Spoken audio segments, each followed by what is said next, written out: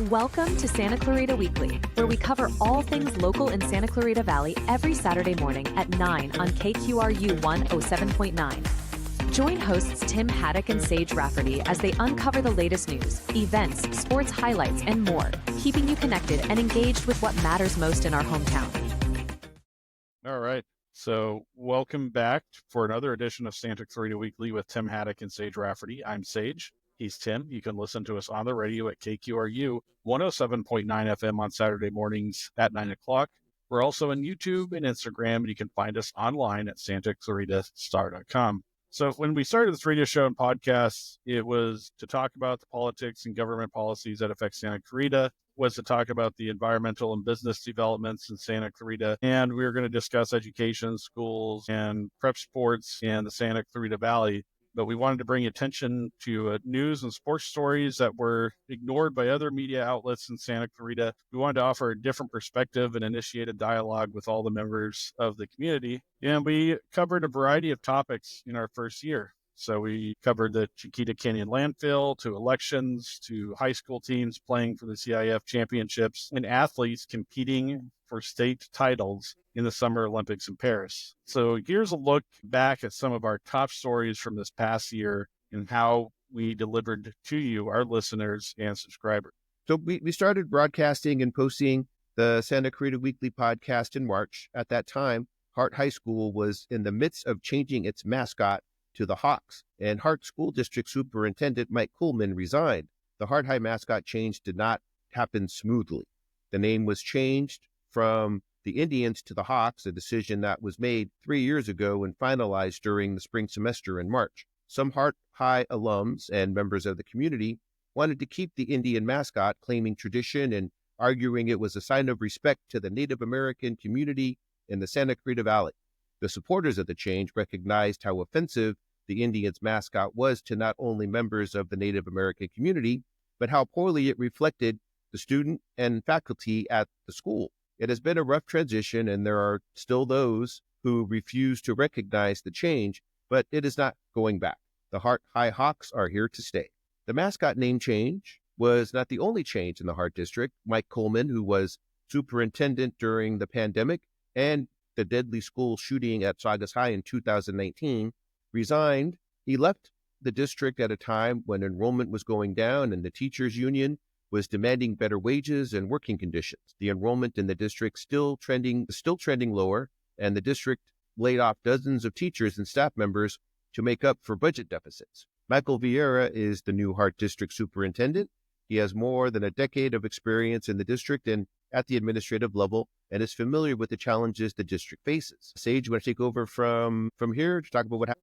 In April, the business landscape in Santa Clarita changed drastically. All the 99-cent stores in the country closed. Several in Santa Clarita were part of the process. Another big change to the business landscape was the passing of the minimum wage bill. The minimum wage for fast food workers rose to $20 an hour. It was a move that drew criticism from some who said it would lead to job losses, higher prices, and store closures. Instead, it gave low-wage earners more money, and a recent report from the National Labor Board showed it actually helped create more job security. With higher wages comes lower turnover and more growth. And even though prices went up slightly, more restaurants opened and more jobs were created. In May, members of the Mountain View Elementary School PTA removed 2 books from a literati book fair at the school, leading to outcries from parents and state education agencies, including the SCV PTA Council and the California PTA. The Mountain View PTA, which has members from the Moms for Liberty group, removed 2 books from the school book fair, the school-run book fair, Fighting Words by Kim Bradley and The Insiders by Mark Oshiro. Kim Bradley talked to us about her book and efforts nationwide to ban it from schools and libraries. It was not the first time her book was targeted, and we talked about why some people find its themes and content inappropriate. She made cases for why the topics in her book are important, especially for elementary school children. That said, let's talk about why Della's story is important and why you wanted to share it. Sure. Thank you for having me. So Fighting Words is one of the very first books written for middle grades audiences, which is generally considered grades 4 through 8. So 10 to 14-year-olds that looks at the aftermath of sexual assault. And it's not in any way a description of sexual assault. There's a minor description of a small thing, but it is about the damage that it does, the difficulty of finding your voice and speaking up about it. And as Stella says, of telling people things they don't want to hear. So I think it's a critical book for kids, actually. And I wrote it because I believe that to be true. And I wrote it very, very carefully to make sure it was appropriate for this age group. The first several drafts, I wrote anything I wanted, and then we went back and really looked at the language and how we were portraying certain scenes to make sure that they were appropriate for the age group. Okay. What is your response to some PTA members wanting to remove it from a book fair? I'm guessing they haven't read it. I don't know that, of course, but most of the time when people hear sexual abuse, they think, oh no, they think of it as going to be a book that talks about people's private parts a lot.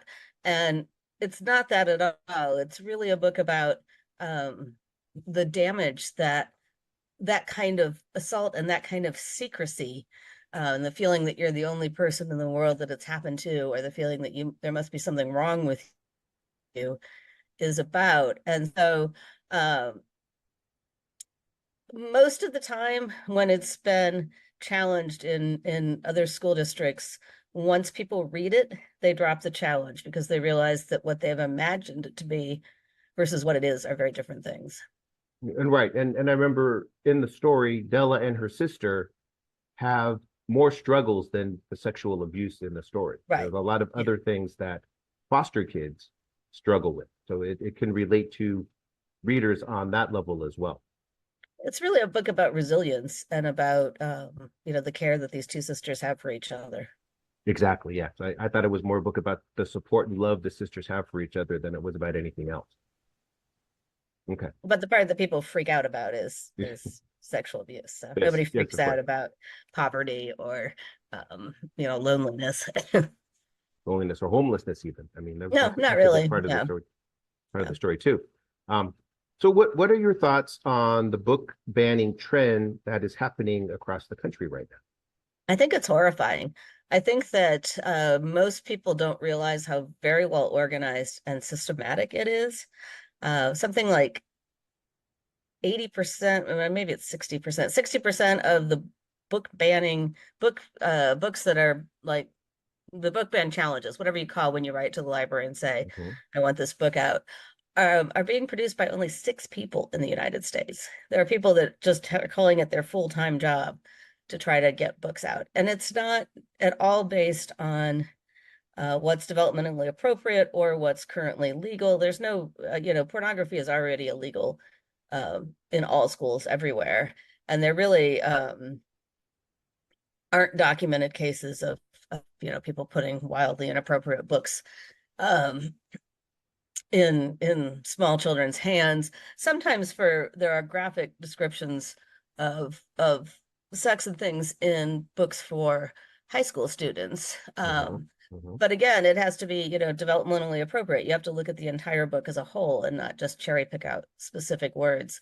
And so I think that the book banning is unnecessary. And I also think that it's really driven, and I've spoken to the state legislature in my home state of Tennessee about this, and really been a participant in this issue for a long time. And it's really driven by racism and homophobia. I mean, it's a very organized political movement. It has very little to do with the kids. And for example, in my state of Tennessee, the book Narwhal and Jelly, which is a easy graphic novel featuring a narwhal and his best friend, who is a jellyfish, drawn cartoon characters. It's a cartoon book for 3rd graders. That was challenged on the grounds that the jellyfish was never specifically described as being male or female, which, and I quote, opens the door to transgenderism, as opposed to, just being because jellyfish aren't actually male or female, because they're not that evolved. They're pretty primitive. Right. That's not the So, way they were made. That's not what. right. And also that's pretty It is. ridiculous. I mean,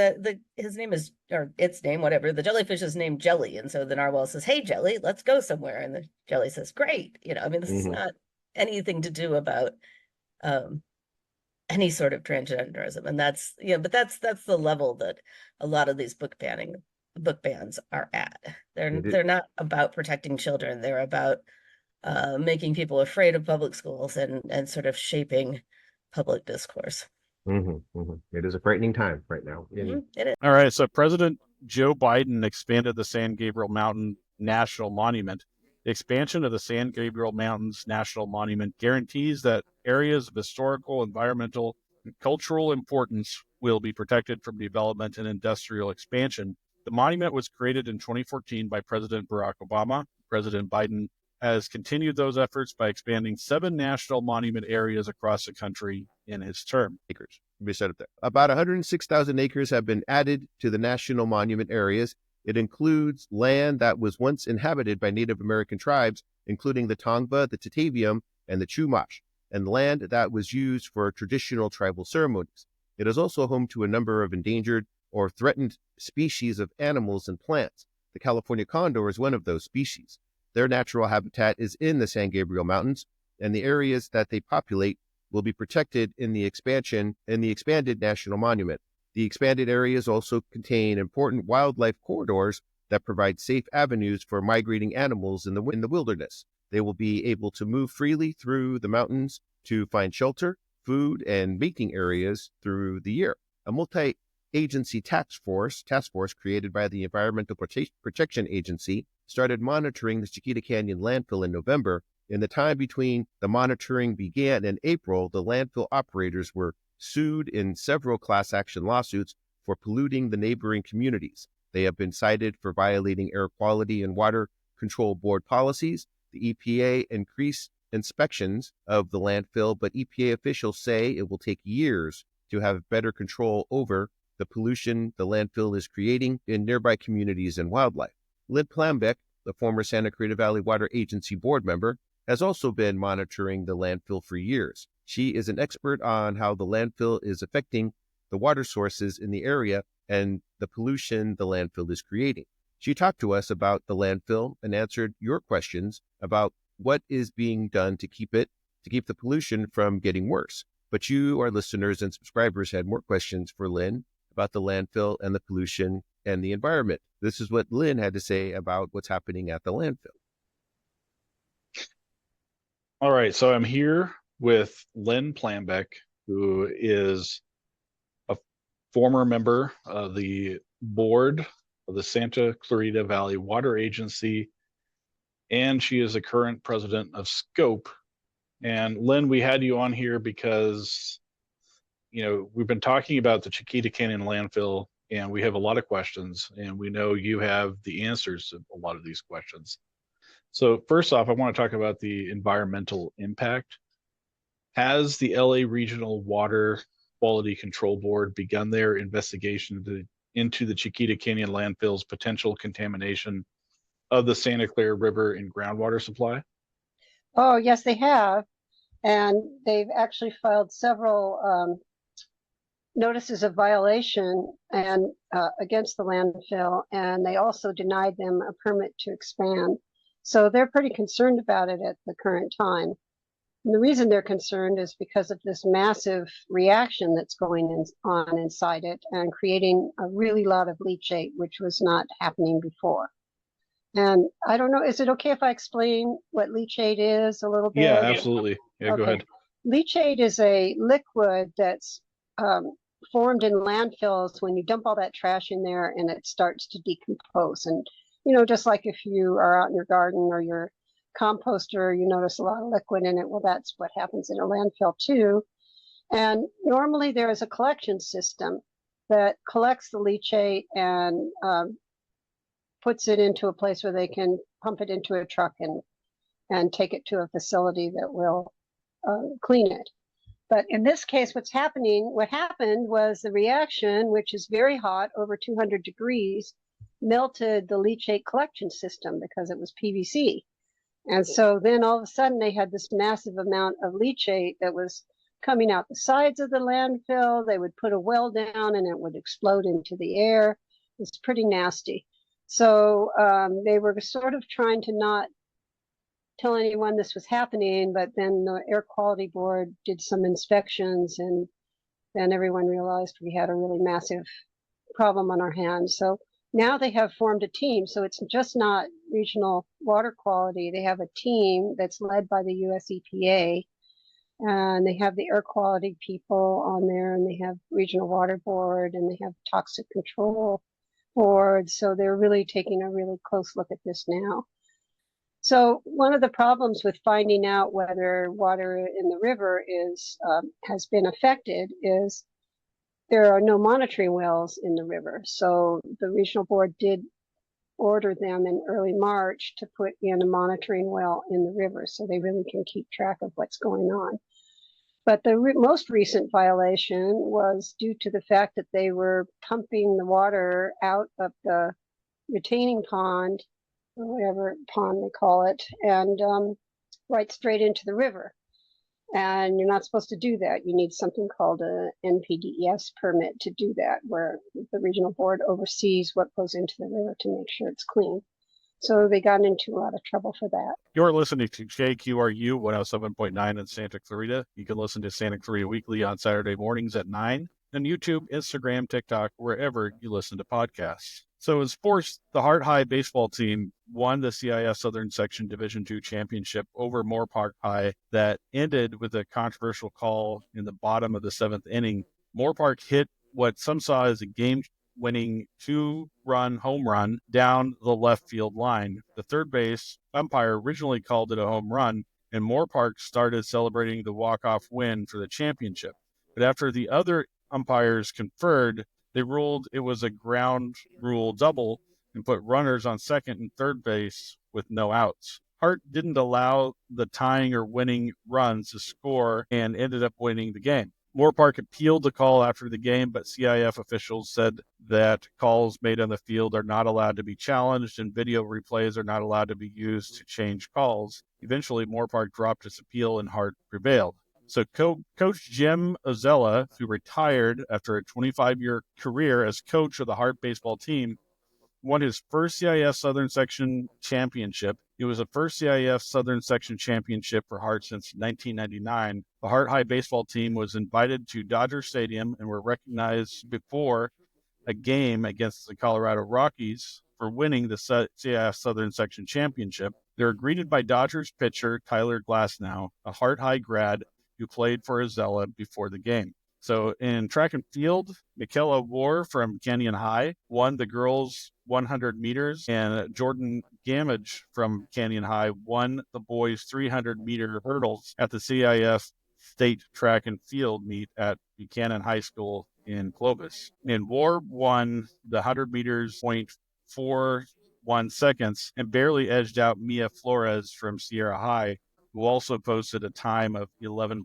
in the final race. It was a little too close to call for comfort, but less than 100th of a second. But Michaela ended her high school track career as a state champion. And she was also Canyon's 4x400 relay team that finished in 7th place in 3 minutes, 50.68 seconds in the finals. Long Beach Wilson won by 4. Long Beach Wilson won the 4x400 relay in 3 minutes, 41.40 seconds. Jordan won the 300-meter hurdles state title in 37.35 seconds. He competed in 3 events at the CIF state meet, but did not qualify for the finals in the 110-meter hurdles. He was also on the boys 4x400-meter relay team that finished in 7th place in 3 minutes, 20.02 seconds in the state finals, then won the 4x400-meter relay in 3 minutes, 12.54 seconds. So in June, Abby Weitzel, who was on the Saugus High swim team, was in Indianapolis for the U.S. swim trials and trying to qualify for her 3rd U.S. Olympic team. She won 4 Olympic medals in the Summer Games in 2016 and 2021, 1 gold, 2 silvers, and a bronze. She competed in the 2016 Olympics in Rio de Janeiro and the Tokyo Olympics in 2021. In Tokyo, she won a silver medal and a bronze medal as part of the freestyle relay and medley relay teams. In Rio, she won a gold medal as part of the freestyle relay team and a silver medal on the medley relay team. So Weitzel earned a spot in the 100-meter freestyle team for the Summer Games in Paris and was selected as a team captain with Katie Ledecky. The women's 100 freestyle relay team won the bronze medal in the Paris Olympics, giving Weitzel her 5th Olympic medal. She has 1 gold, 2 silver, and 2 bronze medals in 3 Olympic Games. And in the Olympic volleyball, I'm going to pause there. So, Tim, how was it in interviewing Abby, an Olympic gold medalist who's actually from Santa Clarita Valley? Let's listen to a clip from that interview. I'm with Abby Weitzel. She's on the U.S. Olympic swim team. She'll be a member of the 100-meter freestyle relay team. And I had some questions for Abby about her making the Olympic team for the 3rd time in her career. And I heard an interview before after the races at the Olympic trials, and you said your role on this Olympic team is going to be different. I wanted to ask, in what ways and how are you preparing for these Olympics differently than you have in the past? Yeah, I think every time, so this is my 3rd Olympics, and 2016, my role has changed mostly in leadership and experience, I believe, but also this year I'm not swimming an individual event. So the last 2 Olympic trials, I was swimming the 100 and the 50-meter freestyle individually. And this time around, I didn't have the meet that I personally wanted. I wasn't able to reach personal goals of mine, but I did get myself on the team, which was the main goal. And so I think coming around this time, I want to have a most important role of leadership on this team, that I see myself being able to take on that role and really loving that role and being there for the younger swimmers and kind of just being, I think, just someone who's easy to come to if you have any questions, bringing in the smiles, the fun, and of course, getting stuff done when it needs to be done. So I think that's how my role has changed, as you could see from the outside in, is obviously I've been around the block, I've done this, I've done that, I'm no longer swimming individual events at this meet, but I'm gonna prepare just like I have for every other Olympics. I'm gonna, I'm at this training camp and I'm ready to give everything I have on that relay in the morning and fight for a spot on the night relay and fight for spots on other relays. So I'm there reaching individual goals in that way, and I'm here to just, bring my experience to the team. Okay, so as you mentioned, this will be your 3rd Olympics. The question I have is, how challenging is it to qualify for 3 Olympic teams? I know that's a big goal or a big accomplishment to have. So how challenging was it, and what challenges did you face this time at the Olympic trials and getting on this team? Yeah, I mean, I wouldn't say it's an easy feat to even make one team. The U.S. is so competitive in swimming, and we have an amazing team every time the Olympics comes around. And I think it has taken me a minute to, like I mentioned, I didn't have a specific individual meet that I wanted at trials this time around, but to take a minute to be proud of myself for getting on a 3rd Olympic team, it's no easy feat, like I said. All right, so in Olympic volleyball, David Smith from Saugus played on the U.S. men's teams at the Paris Summer Games. Abby wasn't the only one from Santa Clarita at the Olympics. The 39-year-old Smith, who played for the Saugus High volleyball team with the UC Irvine men's volleyball team in college, was on his 4th U.S. Olympic team, competed in the Summer Games in the 2012 in London, in 2016 in Rio de Janeiro, and 2021 in Tokyo. He won a bronze medal with Team USA at the 2016 Olympics. He also won a bronze medal with Team USA at the World Championships in 2018. The U.S. Olympic team won the bronze medal in the Paris Games, defeating Italy in 3 games. Smith has won 2 Olympic bronze medals and has played on 4 U.S. Olympic teams. So in July, the College of the Canyons Board of Trustees voted to put Chancellor and District CEO Dr. Diane Van Hook on administrative leave and essentially remove her as the top administrator at the college after decades in that position. She eventually retired and left the college under a cloud of disgrace and suspicion. She was the CEO of the Santa Clarita Community College District and the longest-serving district CEO in the state. Her career at COC began in 1988 when, at 37 years old, she was hired as the youngest community college CEO in California. The Board of Trustees has yet to disclose why Van Hook was placed on administrative leave. The board voted unanimously to place Dr. Van Hook on administrative leave. It was a 3-0 vote, with Sebastian Cazares not present. The fifth seat on the college board was vacant after Chuck Collins resigned in June. All right, so let's listen to Jerry Danielson, who is on the COC Board of Trustees, or was on it. He was defeated when he ran for his first full term, but he talked to us a little bit about Dr. Diane Van Hook and the reasons why she left COC. Question, and I've heard this from a lot of different people, is what does administrative leave actually mean? Is the chancellor being investigated, or is her job performance under review? And is there any chance for her returning? Thank you for the question. And thank you for reading my statement. So there's truth to the fact that I cannot say what happens in closed session at the college. I'm legally bound to not say that. And we had lawyers present, and I've been advised what the laws are. There's a law, there's the Brown Act, and there's Title V, and all kinds of restrictions on what I can say in a closed session. Being placed on administrative leave means that she's no longer her title is chancellor, but she's no longer active. She is now inactive, and we placed an acting chancellor in her stead, David Andrus. I cannot answer the other question specifically as far as the length that will go on, but I can say more will be revealed sooner rather than later. Okay.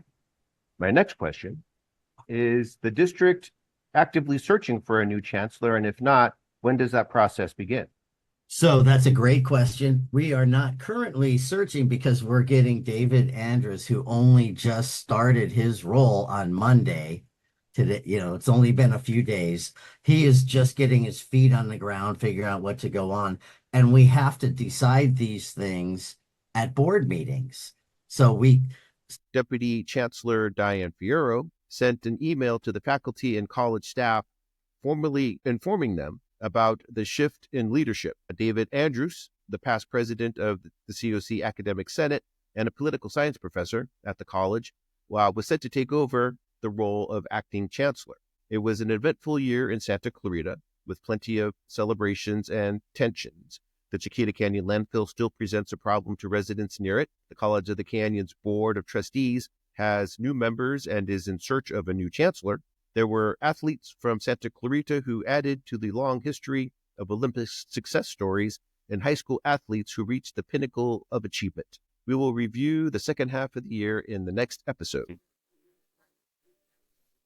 So that's our show. Tune in next week for more discussions about the news from Santa Clarita and our year-end review. You can listen to us on the radio at KQRU 107.9 FM at 9 on Saturday mornings. You can also watch us on YouTube, TikTok, and Instagram, and listen to us on Santa Clarita, SantaClaritaStar.com, or wherever you listen to podcasts. Leave us a comment and be sure to subscribe to Santa Clarita Weekly online. Thanks for listening and have a great week. Thank you for listening to Santa Clarita Weekly.